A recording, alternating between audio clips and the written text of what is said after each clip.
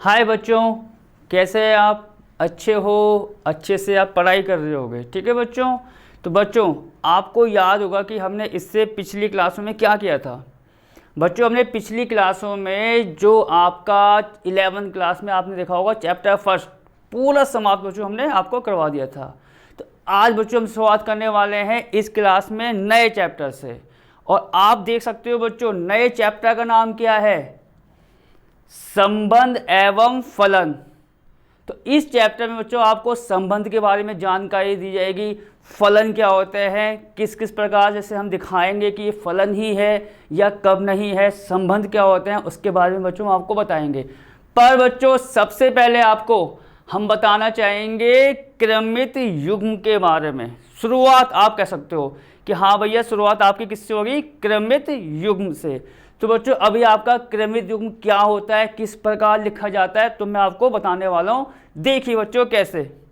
तो आप देखेंगे बच्चों यहाँ पर जिसकी मैंने आपको बात कही, शुरुआत बच्चों किसकी होगी? क्रमित युग्म में। अब देखो क्या होता है बच्चों। किसी भी दो अवयव को, पहले आप सुनो कि मैं क्या कहने वाला हूँ, ठीक है। मतलब किसी भी दो अवयव हो या दो वस्तुएं हो, कुछ भी हो, पर दो होनी चाहिए। अगर बच्चों आप उसको एक निश्चित क्रम में रख सकें, जैसे आप मान लो 2 और 3 है बच्चों, तो 2 और 3 को, या आप समझ लो कि आम और सेब, कुछ भी हो बच्चों, पर दो होने चाहिए। अगर बच्चों हम इसको निश्चित क्रम में रख सकें तो उस पूरे जोड़े को मतलब आप समझ गए कि जब वो एक साथ आएगा, जैसे कि मान लो 2 और 3, तो इस 2 और 3 के जोड़े को बच्चों हम क्या कहते हैं? क्रमित युग्म। ठीक। अब जो आपको मैंने कहा है उसको बच्चों मैं आपको यहाँ पर बताता हूँ उसकी परिभाषा के साथ। देखिए बच्चों क्या होने वाला है। तो मैंने आपको क्या बताया अभी? यदि किन्हीं दो, ठीक है बच्चों, तो 2 से ज्यादा फिलहाल नहीं होंगे, फिलहाल 2, ठीक है। यदि किन्हीं दो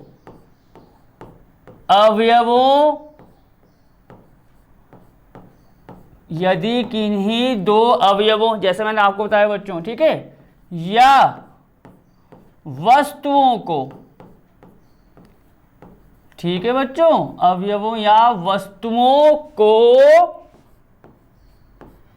एक निश्चित क्रम में रखा जाए, ठीक है। उसका निश्चित क्रम का मतलब मैंने आपको वही बताया, जैसे कि 2 और 3, ए बी एक्स वाई कुछ भी, ठीक है। वस्तुओं को एक निश्चित क्रम में रखा जाए, निश्चित क्रम में रखा जाए, क्रम में बच्चों रखा जाए, तब जाए तो उनसे प्राप्त जोड़े को, मैंने आपको क्या बताया, उनसे जो प्राप्त जोड़ा होगा उसको हम क्या कहते हैं? क्रमित युग्म। पहली बात ये हो गई। अब जैसे मैं 2 और 3 की बात आपको बता रहा हूँ, एक्स या वाई की बात बता रहा हूँ, तो लिखा कैसे जाएगा वो? तो ये पूरा लिखने का बच्चों एक तरीका यहाँ पर आने वाला है, ठीक है। देखो, क्रम में रखा जाए तो प्राप्त जोड़े को, तो प्राप्त बच्चों क्या? जोड़े को क्रमित युग्म कहते हैं, ठीक है बच्चों, क्रमित युग्म कहते हैं। अब आप देखिए यहां पर कैसा लिखा जाएगा। इतनी बात बच्चों उसकी हो गई परिभाषा कि भैया इसको किस प्रकार से परिभाषित किया जाता है। अब बात किसकी आ रही है बच्चों? उसको लिखने का तरीका अब मैं आपको बताने वाला हूं, ठीक है। जैसे, तो आप बच्चों उसको अच्छे से नोट करना। जैसे बच्चों मान लो मैं बात कह रहा हूं बच्चों ए और बी की, एक्स या वाई की, तो आपको यहां पर बच्चों एक छोटा वाला ब्रैकेट बनाना है, स्मॉल ब्रैकेट। आपको पता होगा ब्रैकेट आपको इस टाइप का बनेगा, ठीक है। और यहां पर बच्चों आप लिखना, जैसे अगर मैं ए और बी की बात बोल रहा हूं, पहले आपने ए लिख दिया और तुरंत बच्चों कॉमा लगा के बी लिखना है आपको। तो ये पूरा बच्चों, ये पूरा क्या कहलाएगा? आपका क्रमित युग्म। किस किस के लिए? ए कॉमा बी, इस प्रकार पढ़ा जाएगा आपका, ठीक। और देखो आप मान लो बच्चों 2,3 है, तो ये भी आपका क्या आ गया, क्रमित युग्म। ठीक है बच्चों, तो अब इसको एक हल्का सा और देख लेते हैं कि क्रमित युग्म आखिरकार किस प्रकार लिखा जाएगा और क्या क्या था। मैंने क्या बताया, 2 अवयव वस्तुएं होंगी, कोई दिक्कत नहीं, और लिखने का तरीका क्या होगा उनका, एक निश्चित क्रम में। तो बच्चों निश्चित क्रम आपका इस प्रकार से लिखा जाता है। ठीक है, देखो ब्रैकेट बनाना a, b, और जैसे कि 2,3 x, y कुछ भी। ठीक है बच्चों, तो ये पूरा आपका स्ट्रक्चर किसका होता है, क्रमित युग्म का। इतनी बात आपकी पहले क्लियर हो गई। अब बच्चों इसके बाद क्या आता है, इसके बाद आता है बच्चों क्रमित युग्म के घटक। तो आप यहां देखो, इसके बाद क्या आता है बच्चों, क्रमित युग्म के घटक। अब आप देखिए हो क्या होता है भैया, जैसा आपसे कोई पूछता है भैया ये क्रमित युग्म है, इसके घटक बताओ, तो बच्चों क्रमित युग्म के घटक 2 होते हैं। अब आप लोग 2 कौन कौन से आप देख सकते हो भैया, एक तो बच्चों घटक हुआ पहला वाला जो पहले आ रहा है, और एक घटक कौन सा हुआ बच्चों, दूसरा वाला। ठीक है, तो इसका मतलब क्रमित युग्म के कितने घटक हुए बच्चों, 2। तो हम इसको किस प्रकार लिखते हैं, क्रमित युग्म के, ठीक है बच्चों, क्रमित युग्म के, आप पहले इसको ऐसा लिखेंगे कि 2 घटक होते हैं, 2 घटक बच्चों क्या होते हैं। तो आपको तो मैंने अभी बता ही दिया है। ठीक, अब क्या हुआ, 2 घटक होते हैं, क्लियर हो गया। तो जो पहले आता है बच्चों, यहां देखो आप चाहे इसको एग्जाम्पल में लो या सवाल को, जो पहले आता है उसको हम कहते हैं भैया क्रमित युग्म का पहला घटक। ठीक, जो बाद में आएगा वो क्रमित युग्म का दूसरा घटक। ये इस प्रकार लिखा जाता है। अब यहां देखो, तब अब बच्चों मैं इसका एग्जाम्पल आपको लेके बता रहा हूं, क्रमित युग्म a, b का। ठीक है, देखो मैं क्या लिखूंगा, तब a को, ठीक है बच्चों इसके एग्जाम्पल के अनुसार इसको देखना, तब a को क्रमित युग्म का,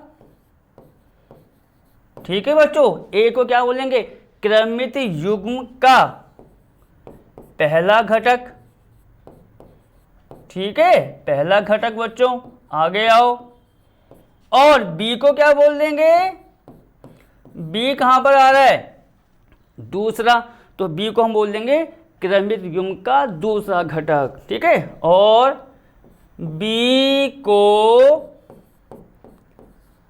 क्रमित युग्म का बच्चों, ठीक है, क्रमित युग्म का दूसरा घटक कहेंगे। दूसरा घटक बच्चों जो है इस प्रकार से लिखा जाएगा, अच्छे से आपको देखना है। जैसा मैंने आपको चैप्टर फर्स्ट करवाया था, समुच्चय, इंटरसेक्शन, यूनियन, सब कुछ, वैन आरेख, तो आप कह सकते हो ये चैप्टर भी थोड़ा बहुत इसी प्रकार से कुछ अटैच होने वाला है इससे। यहाँ अब समुच्चय भी आने वाले हैं, देखो इसमें। ठीक है, तो फिलहाल मैंने बच्चों आपको क्या बताया, क्रमित युग्म क्या होता है, किस प्रकार लिखा जाता है, और उसके बच्चों घटक क्या होते हैं। जो पहला आएगा वो पहला घटक, जो बाद में आएगा वो दूसरा घटक। इतनी बच्चों बात आपकी क्लियर हो गई। अब आगे क्या मिलेगा आपको पढ़ने को, वो देखते हैं बच्चों। तो बच्चों अब आगे आपका आएगा जो हमारा क्रमित युग्म होता है। ठीक, वो आपको मैंने बता दिया। अब बच्चों अगर समुच्चय की बात आ रही है, समुच्चय देखो मैंने आपको अभी अभी कहा कि अब यहाँ पर समुच्चयों का यूज होने वाला है। तो क्या होगा बच्चों, समुच्चयों का कार्तीय गुणनफल, नया टॉपिक्स बच्चों इसके बाद जो आपको हम बताने वाले हैं। तो मैं पहले आपको क्या लिखूंगा यहाँ पर, समुच्चयों का क्या बच्चों, कार्तीय गुणनफल। अब बच्चों आप देखिए यहाँ पर, समुच्चयों का कार्तीय गुणनफल। अब बच्चों पहले आप यहां देखो मैं क्या बोलने वाला हूं। जो बच्चों अब मैं आपको टॉपिक्स बता रहा हूं उसमें ये तो कंफर्म है कि आपका क्रमित युग्म का यूज होने वाला है, तभी मैंने स्टार्टिंग वहां से कराई, इतनी बात क्लियर हो गई। बच्चों आपको ये अच्छे से पॉइंट समझना है। अब क्या फ़ायदा होगा भैया, इस पॉइंट के समझते ही जो अब आपकी इसके बाद प्रश्नावली शुरू होगी, पहली एक्सरसाइज, उसके बच्चों टोटल सवाल इसी पर आधारित हैं। अब आप बताइए कितना मेन है ये। तो पहले इसकी परिभाषा मैं आपको लिखाऊंगा, 2-3 प्रॉपर्टी है, फिर उसको लेके हम कहाँ बढ़ेंगे, एक्सरसाइज पर। देखो बच्चों क्या है, समुच्चयों का कार्तीय गुणनफल। स्टार्टिंग में बच्चों हम 2 मान लेते हैं। देखो समुच्चय, माना कि कैपिटल ए तथा कैपिटल बी 2 अरिक्त समुच्चय है बच्चों। अब आपको देखो, मुझे याद है कि हमें सब कुछ बता रखा है। अरिक्त क्या होता था, ऐसा समुच्चय बच्चों जिसमें अवयव होंगे। ठीक है, क्या था अरिक्त? अरिक्त समुच्चय का मतलब एक ऐसा समुच्चय जिसमें अवयव है, वो खाली नहीं है। और अगर आपका रिक्त होता तो रिक्त में आपको हमने क्या बताया था कि भैया एक ऐसा समुच्चय जो पूरा खाली होता है, उसमें एक भी अवयव नहीं होगा। तो यहां मैंने क्या लिखा है, पहले माना कि ए तथा बी 2 अरिक्त समुच्चय है, मतलब इनमें अवयव हैं। इसका मतलब ये है कहने का। अब आगे देखो बच्चों कि कार्तीय गुणनफल कैसा लिखा जाएगा। यहां देखो, तब बच्चों क्या, ए तथा बी का कार्तीय गुणनफल। ठीक है, कार्तीय क्या बच्चों, गुणनफल। अब आप इस बात को तो समझ ही सकते हैं कि भैया गुणनफल आ रहा है तो यहां पर गुणा का साइन लगेगा। पर किसका, तब ए तथा बी का कार्तीय गुणनफल बच्चों क्या होगा, पहले आप लिखो ए लिख दिया, फिर क्रॉस का निशान, कह सकते हो गुणा का, ए क्रॉस बी। मालूम पड़ गया कि कार्तीय गुणनफल की बात आएगी 2 समुच्चयों की जो अरिक्त हैं। कैसा लिखा जाएगा बच्चों, ए क्रॉस बी। अब आप सोचेंगे यार ए क्रॉस बी क्यों, बी क्रॉस ए भी हो सकता है, पर आप पहले एक पॉइंट्स को समझिए कि भैया ए क्रॉस बी कैसे कैसे लिखा जाएगा। एक समझो बी क्रॉस ए हो, कुछ भी आप आसानी से निकाल सकते हो। ठीक है, का कार्तीय गुणनफल ए क्रॉस बी क्रमित, ठीक है बच्चों, ए क्रॉस बी क्रमित युग्मों का समुच्चय होता है। क्रमित युग्मों का समुच्चय होता है। ठीक है, क्या होता है बच्चों, ए क्रॉस बी, क्या लिखा है मैंने, ए क्रॉस बी जो होता है वो आपका क्रमित युग्मों का समुच्चय होता है। मतलब कि इसमें जो भी अवयव आएंगे, किसमें बच्चों, यहां देखो ए क्रॉस बी में जो भी आपके अवयव आएंगे वो अवयव सारे के सारे क्या होंगे, क्रमित युग्म के रूप में। और मैंने क्या बताया आपको अब आज, क्रमित युग्म क्या होता है, छोटा ब्रैकेट ए कॉमा बी, छोटा ब्रैकेट एक्स कॉमा वाई, यही तो होता है। तो वो सारे के सारे अवयव क्रमित युग्म किसके अंदर आएंगे, ए क्रॉस बी समुच्चय के अंदर। ठीक है बच्चों, अब आगे देखिए, युग्मों का समुच्चय होता है। ठीक, इतना बच्चों क्या, इतना हो गया। अब आगे बढ़ो चलो। और क्या, निम्न प्रकार से, और निम्न बच्चों क्या प्रकार से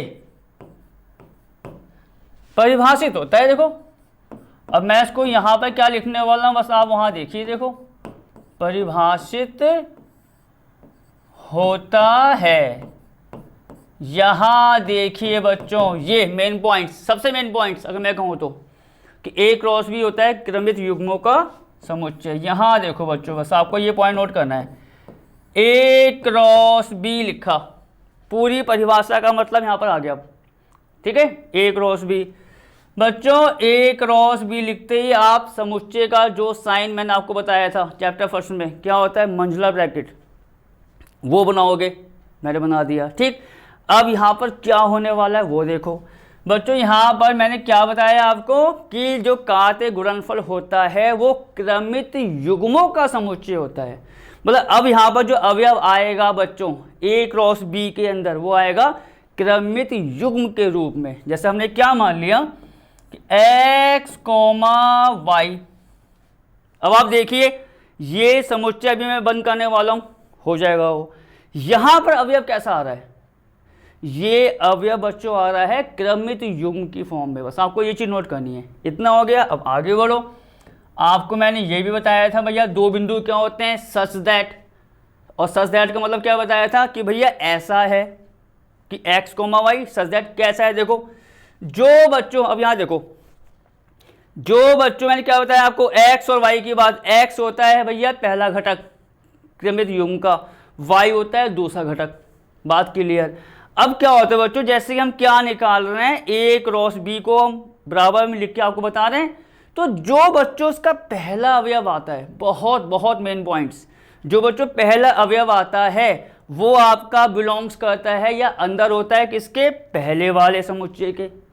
जो बाद में आता है अवयव वो कहाँ होता है, बाद वाले समुच्चय के अंदर। बच्चों बहुत मेन पॉइंट्स है। तो हम क्या लिखेंगे सच दैट में x जो है वो बिलोंग्स करेगा आपका A के अंदर। देखो वही बात मैं लिखा दी आपको।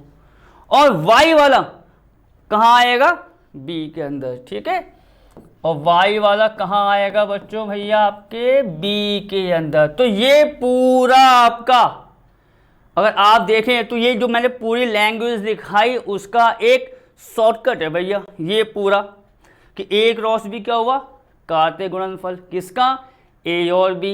A और B क्या है, अधिक समुच्चय। क्या होता है भैया, एक हमारा क्रमित युग्मों का समुच्चय होता है भैया। ये तो A क्रॉस B लिखा दिया। सबसे मेन पॉइंट्स और क्या बताया आपको, पहला अवयव A के अंदर, इसमें गलती मत करना, दूसरा अवयव B के अंदर। तो बच्चों ये आपका A क्रॉस B हो गया। अब ये तो इसकी बात आ गई कार्तीय गुणनफल की। अब बात किसकी आएगी बच्चों, इसमें कुछ दो तीन फॉर्मूले होते हैं वो मैं आपको लिखाने वाला हूँ। ठीक है, और उससे पहले देखो ये तो बच्चों पूरी परिभाषा हो गई। अब मैं आपको एक एग्जांपल भी देता हूँ, देखो साथ साथ। देखो कैसे, माना कि, ठीक है बच्चों, इसी के साथ मैं आपको एग्जांपल देता हूँ कि अगर मुझे A पता है, समुच्चय A पता है उसके अवयव, मुझे समुच्चय B के अवयव पता है, तो A क्रॉस B कैसे निकालेंगे वो भी देखो आप, सब कुछ क्लियर होने वाला है। हमने बच्चों मान लिया समुच्चय A में दो मान लो आप अवयव, जैसे A, B। समुच्चय B में मैंने क्या मान लिया बच्चों, A, 2। दो और A और B आपके क्या थे, अधिक समुच्चय थे। तो मैंने समुच्चय A में मान लिए दो अवयव, कुछ भी ले सकते हो आप, A और B। समुच्चय B में दो अवयव मान लो, एक और दो। ठीक, क्या बताने वाले हैं आपको हम कि भैया A अगर इतना है, B इतना है, तो A क्रॉस B इसके हिसाब से क्या आएगा। देखो तब बच्चों हम क्या निकाल रहे हैं, A क्रॉस B। अब ये पॉइंट नोट करना बहुत मेन पॉइंट्स है, क्योंकि आप इस पर भी देखो सवाल आपको मिलने वाले हैं एक्सरसाइज में। A क्रॉस B, और मैं आपको B क्रॉस A भी निकाल के बताऊंगा, दोनों चीज़ बताऊंगा। देखो कैसे कैसे हम निकालते हैं। तो बच्चों A क्रॉस B है, तो आपका पूरा ध्यान कहाँ जाएगा, A की तरफ। और A की तरफ का मतलब क्या है, जो समुच्चय आपका पहला लिखा हुआ है। ठीक है, और देखो A क्रॉस B है, तो बच्चों मैं सबसे पहले एक काम और कर देता हूँ और आसान करने के लिए। A और B की वैल्यू को लिख दो पहले आप। देखो A की वैल्यू कितनी है, समुच्चय में A, B। इसका क्रॉस किसके साथ निकालना है बच्चों, B के साथ। B को मैंने जैसे क्या मान लिया, आप देखेंगे 1 और 2। अब आइए देखो, तो बच्चों आपने A और B को लिख दिया, ये A की वैल्यू है, B की। अब करना क्या ऐसा है, किसको कैसे लेना है। देखो बच्चों शुरुआत यहां से करना, मतलब इस समुच्चय के जो मैं आपको पेन से दिखा रहा हूं, शुरुआत करना पहले अवयव से, कि भैया पहला अवयव क्या लिखा हुआ है। पहला अवयव आप देख सकते हो क्या लिखा हुआ, स्मॉल है। इस स्मॉल a को आपको लेना है इन दोनों अवयव के साथ अलग अलग, किसके रूप में, क्रमित युग्म के रूप में। जैसे पहले आप देखो, एक ए को मैं लूंगा बच्चों 1 के साथ, हो गया। फिर ए को लूंगा मैं 2 के साथ। मान लो अगर यहां पर और होते अवयव तो मैं ए को बाकी जितने भी अवयव है सबके साथ लेता। ठीक, अब पहले ए का काम देखो बच्चों ने क्या बताया, ए को लेंगे 1 के साथ, जैसे ही लोगे छोटा ब्रैकेट बना देना और यह A,1 निपट गया। ठीक, अब ए को ही देखो, ए को तब तक लिया जाएगा जब तक ये खत्म नहीं हो जाता। ठीक है बच्चों, ए को 1 के साथ ले लिया, अब लेंगे ए को 2 के साथ। जब ए को 2 के साथ लिखोगे तो आप पहले यहाँ कॉमा लगा देना भैया कि एक तो ये आपका अलग हो गया है और दूसरा क्या है आपका A,2। अब बच्चों आगे देखो, ए को हम और अवयव के साथ ले सकते हैं, नहीं ले सकते। यहाँ तो 1 था 2 था, भैया दोनों आ गए, अब तो कुछ है नहीं। तो जब खत्म हो जाएगा ए के सारे अवयव जो आएंगे, जैसे यहाँ A1 A2 आ गया और तो नहीं आएगा, तुरंत वहाँ आ जाओ उसके अगले अवयव पे। मतलब ए के बाद क्या आ रहा है बी, अब बी को ले लो भैया उनके साथ, तो यहाँ क्या आ जाएगा आपका B,1 और कितना बच्चों B,2। और देखो बच्चों और तो कुछ नहीं आएगा ना, हो गया बस, इसको आप यहाँ बंद कर दो, खत्म। तो ये है बच्चों आपका A क्रॉस B। अगर आपको 2 अलग अलग समुच्चय दे रखे हैं तो हम A क्रॉस B ऐसे निकाल देंगे। अब बच्चों आपको मैंने कुछ बताया कि B क्रॉस A, कि भैया B क्रॉस A मुझे कैसे निकालना है, कोई टेंशन नहीं। अभी A क्रॉस B में मैंने A को लिखा पहले, अब B क्रॉस A में किसको लिख देंगे पहले B को। देखो B क्रॉस A कोई अंतर नहीं है बच्चों। देखो पहले यहाँ पर समुच्चय कौन सा आएगा पहले B, तो B कितना है आपका 1,2। A कितना है समुच्चय आपका A,B। ये देखो बच्चों पूरा वही काम होता है, कोई नयापन नहीं है। देखो अभी जब A क्रॉस B था तो मैंने शुरुआत की A1 A2, फिर इसी प्रकार अब जैसे मुझे B क्रॉस A निकालना है तो शुरुआत कहाँ से करेंगे, इस समुच्चय के पहले अवयव से, जो मैं आपको पेन से दिखा रहा हूँ। पहला अवयव क्या है इसका 1 है, तो उसको किसके साथ लेंगे A के साथ, फिर 1 को लेंगे B के साथ, खत्म। और तो अवयव है नहीं जो लिए जाएं। फिर 2 से शुरुआत हो जाएगी, 2 को A के साथ 2 को B के साथ, भैया B क्रॉस A आ गया, खत्म कहानी। देखो कितना है आपका, तो क्या बताया 1 को A के साथ 1 को B के साथ, तो A, A। फिर आपको मैंने क्या बताया बच्चों, कॉमा लगाना जरूरी है कि ये हमारा अलग है। ऐसे किया A, B, आगे जाओ बच्चों, और तो नहीं आएगा इसमें, A और B दे रखे हैं बस। तो जैसे ये खत्म हो जाए तो आगे वाले अवयव पे आ जाओ, 2,1 2, A हो गया और बच्चों 2,B। ठीक है, बस आप देखेंगे ये खत्म भैया। तो बच्चों इस प्रकार आपका कार्तीय गुणनफल परिभाषित होता है और इस प्रकार हम इसको निकालते हैं। ठीक है बच्चों, अब इसकी कुछ मैं आपको लिखा रहा हूँ फॉर्मूले, उनको भी याद करना है। और जैसे ही आप याद करेंगे, इनको देखेंगे तो तुरंत हम आपकी शुरू कर देंगे एक्सरसाइज, जिसमें सबका यूज़ होने वाला है। तो बच्चों मैं आपको यहाँ पर बताता हूँ इसके कुछ प्रॉपर्टीज़ आप कह सकते हो, जैसे कि फर्स्ट नंबर फर्स्ट डाल देते हैं बच्चों उसको। ठीक है, उसकी प्रॉपर्टीज़ को कि भैया A क्रॉस B की प्रॉपर्टी क्या होती है।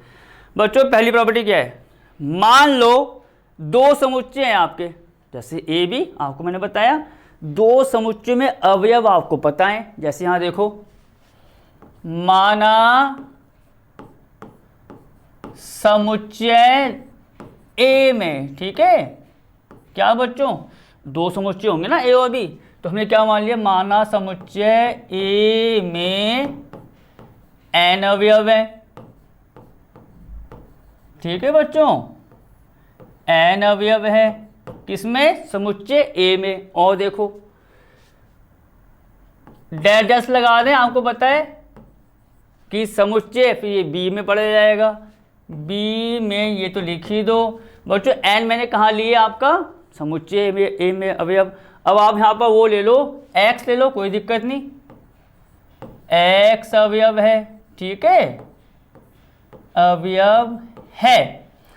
तो अब अगर मुझे क्या निकालना है, ए क्रॉस बी, जो आपको मैंने क्या बताया, कार्तीय गुणनफल, कि भैया उसमें कितने आएंगे अवयव, तो बच्चों ये फॉर्मूला उसका मैं लिखाने वाला हूं। तो उसके लिए मैंने क्या माना कि समुच्चय ए में n अवयव हैं और बी में कितने आपके x अवयव हैं। तब बच्चों यहाँ क्या लिखेंगे, तब ए क्रॉस बी में, ठीक है बच्चों, किसकी बात हो रही है कि भैया ए क्रॉस बी में कितने अवयव आएंगे, सिंपल होता है देखो, तब ए क्रॉस बी में अवयवों की संख्या, आप इसको ऐसा लिखिए, अवयवों की संख्या वो क्या होती है, बराबर, सिंपल होता है बच्चों काम, क्या, जितने अवयव ए में थे, ये आ गए कितने भैया n, उसकी गुणा किस में कर दो, समुच्चय बी में जितने अवयव हैं, मतलब n गुणा x, n गुणा x। बच्चों ये फॉर्मूला है, आपको याद करना है अच्छे से। ए में आपको अवयव पता है, बी में बताएं भैया ए क्रॉस बी में कितने होते हैं, दोनों अवयव की गुणा कर दो, तो वो जो अवयव की संख्या आएगी वो आपकी ए क्रॉस बी में जो आएंगे ना आपके जो टोटल अवयव, वो उतने होंगे n गुणा x। जैसे मैं आपको भी इसका एक थोड़ा छोटा सा एग्जांपल देना चाहूँगा, मान लो बच्चों समुच्चय ए है, ठीक है, ऐसे आपको एग्जांपल दे रहा हूँ, इसमें हमारा 1 और 2 है, और बच्चों बी है, देखो जो मैंने आपका अभी एग्जांपल लिया था आप वही ले सकते हो, कोई दिक्कत नहीं भैया, आपको जांच तो करनी है इसकी, समुच्चय ए और समुच्चय बी। ठीक, अब क्या हुआ बच्चों, यहाँ पर आप देखो समुच्चय ए में कितने अवयव आ रहे हैं, तो मैं इसके अनुसार n मान लूँ 2 है, समुच्चय बी में कितने अवयव हैं 1 2, तो उसको जो मैंने x माना था आप यहाँ x मान लो कि भैया x माना 2 है, तो किस में संख्या, ए क्रॉस बी में, तब ए क्रॉस बी में अवयवों की संख्या, बच्चों क्या लिखा है मैंने ऊपर से, अवयवों की संख्या कितनी होती है भैया, n गुणा x, जितने अवयव a में है उसकी गणना कर दो b के अवयवों से, तो कितना आएगा बच्चों, 2 दूनी 4। आपको जांच करनी है, देखो बच्चों ये इस प्रकार का मैंने एग्जाम्पल आपको पीछे बताया अभी, ए क्रॉस बी में उसके अवयव देखते हैं कि कितने आए थे। यहाँ आओ, यहाँ आओ बच्चों, देखो ए बी एग्जाम्पल मैंने यही पीछे माना हुआ, ठीक, ए क्रॉस बी मैंने अभी निकाला था, इसमें अवयव को काउंट करो भैया कितने अवयव आ रहे हैं इस पूरे समुच्चय में, काउंट करें, देखो 1 2 3 4 आ गए 4, तो आपको मैंने यही तो बताया है 4, तो ये फॉर्मूला होता है बच्चों। ठीक है, अब बढ़ते हैं आगे।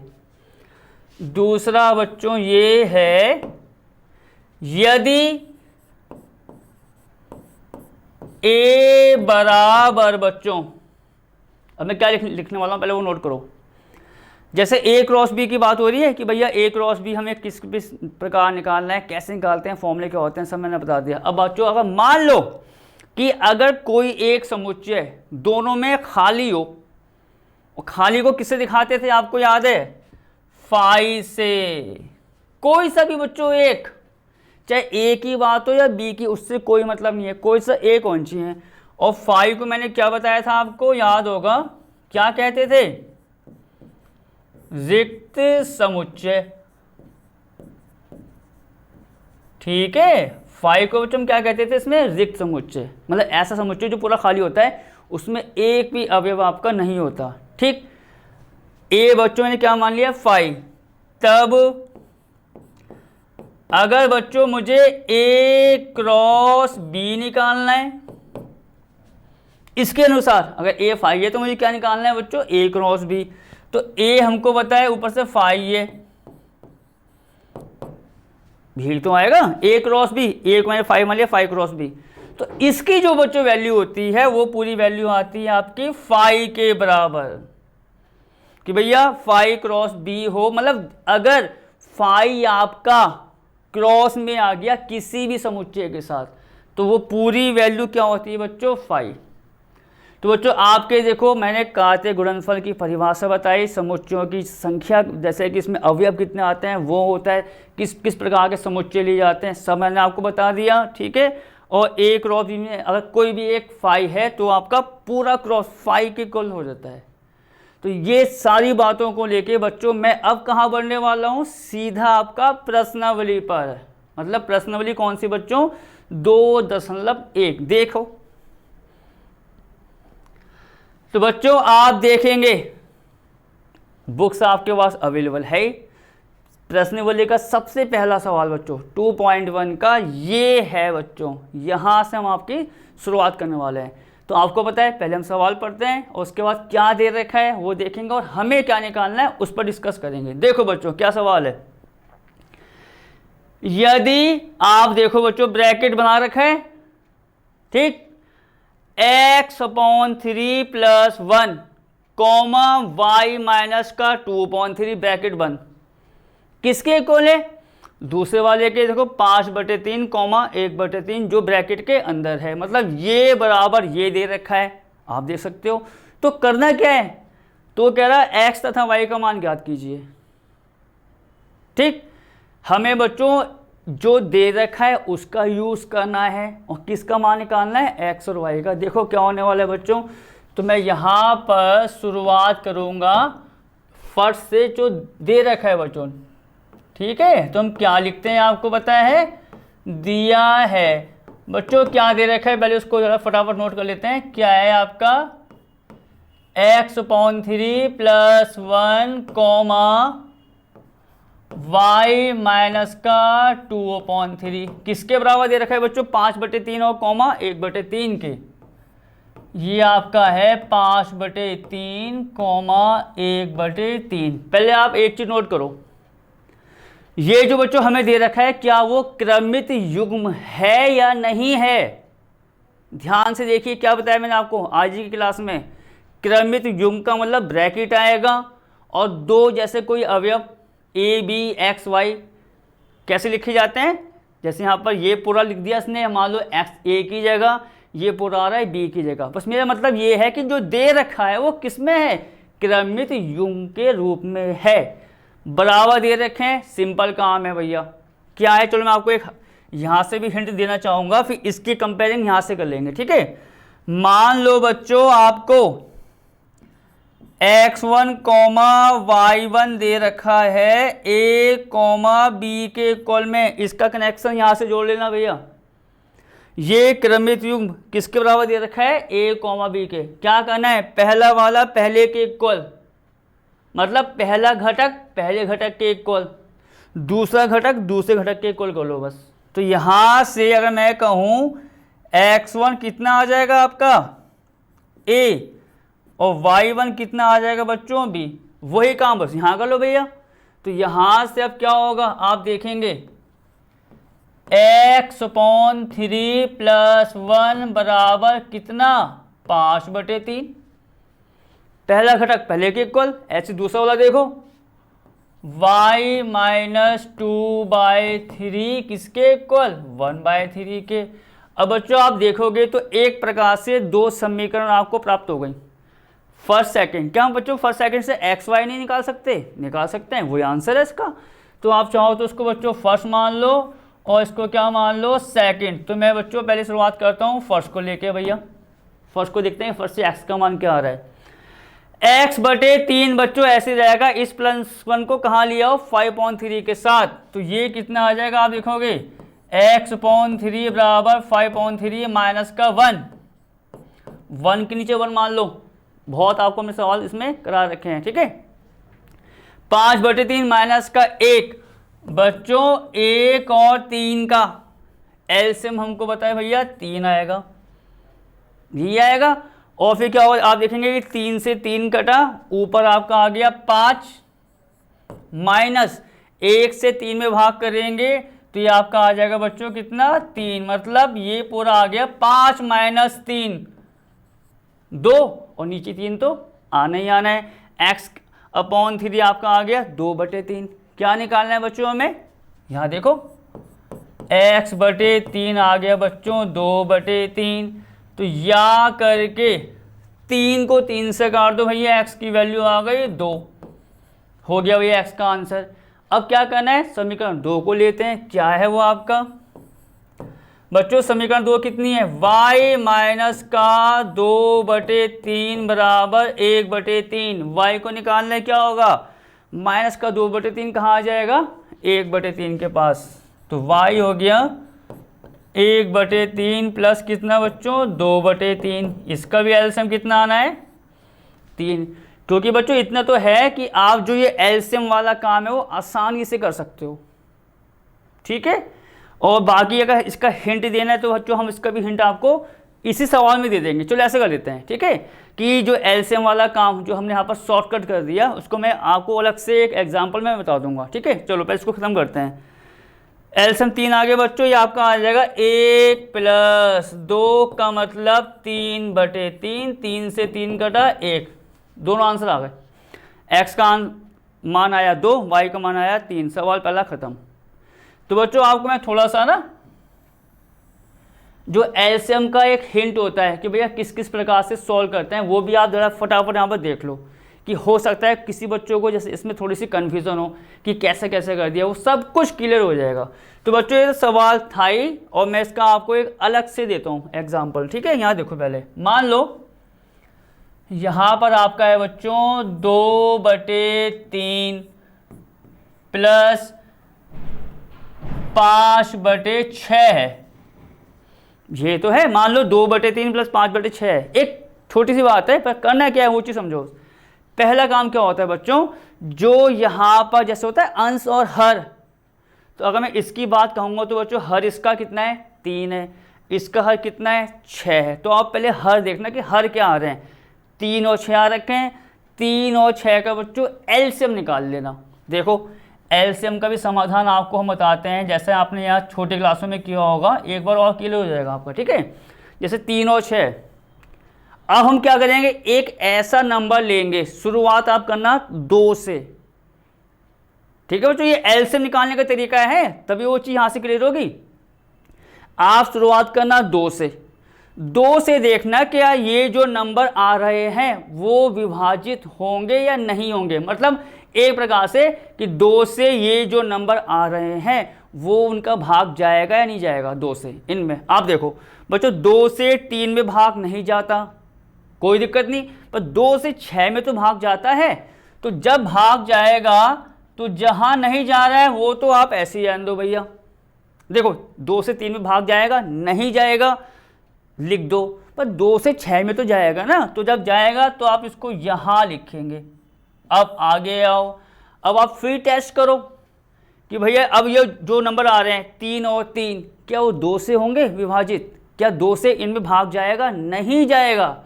जब बच्चों किसी भी संख्या में भाग ना जाए तो आगे बढ़ जाओ, 2 के आगे का मतलब 3 से, अब इसकी करो जांच।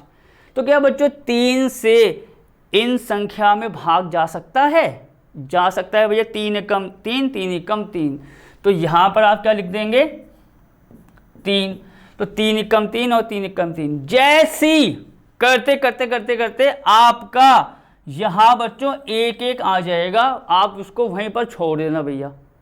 जैसा आप देखो नंबर कौन कौन से थे, 3 था 6 था, आपने पूरी जांच की, करते करते बच्चों कहाँ क्या आ गया इसमें, 1 और 1, वहीं छोड़ दो, उसके आगे कुछ नहीं करना आपको।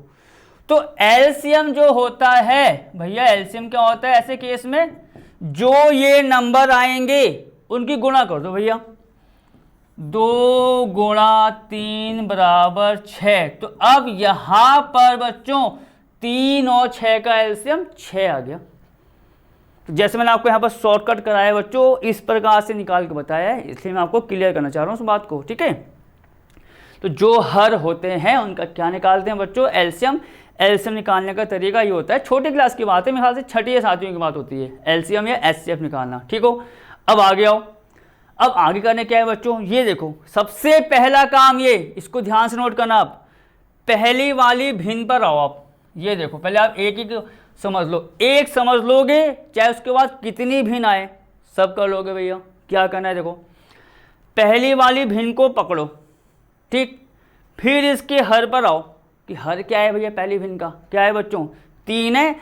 इस हर से इस हर से बच्चों भाग करेंगे एलसीएम में, जो एलसीएम आपका आया है। जरा अच्छे से नोट करना है। देखो जब ये क्लास खत्म हो जाएगी, मतलब एलसीएम से, देखो इस पर ध्यान मत देना, अंश पर, जो इस भिन्न का हर होगा मतलब नीचे वाला नंबर, उससे भाग करना है कहाँ पर, एलसीएम में, जो आपका एलसीएम आएगा। तो बच्चों के 3 से जब 6 में भाग करेंगे तो 2 ही तो आता है, 2 आ गया, मतलब भाग देने पर कितना आया आपका, 2 आया।